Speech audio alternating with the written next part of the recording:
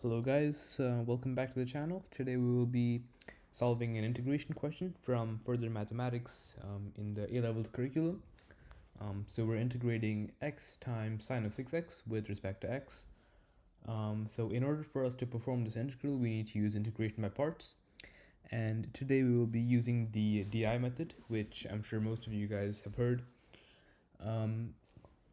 So basically, as we all know, that we use integration by parts when we're dealing with a product of two different functions. So in this case, we can consider one function to be x and the other to be sine of 6x. And over here, this is with the DI method, the d stands for the derivative and the I stands for the integral. Or in other words, you can think of the d as what we differentiate with. So the first step is to basically ask ourselves which of these two functions, which one of them is easiest to differentiate and which one is more suitable to integrate. So in this case, it's quite easy. It's easiest to differentiate x, so we write an x over here, that's our d value, and then we're obviously integrating sine of 6x. So as we all know, we continue differentiating this x until we get a 0. So and which I will explain why. So if we differentiate x, that's just 1, we differentiate it again, we get 0. To integrate sine of 6x, we know that the integral of sine of x is negative cosine of x, and the derivative of 6x is a 6, so that goes in the denominator. This becomes a cosine, and then this negative stays over there. If we integrate this again, we know that the integral of cosine of x is just sine of x.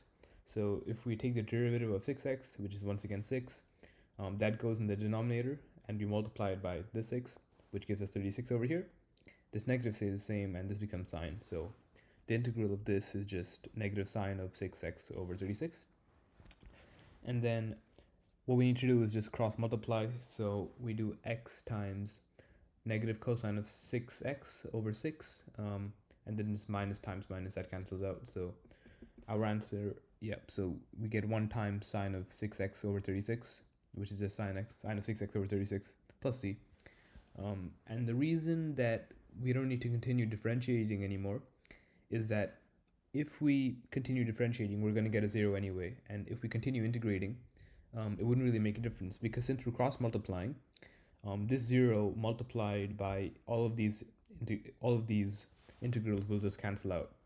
So our final answer is just negative x times cosine of 6x over 6 plus sine of 6x over 36.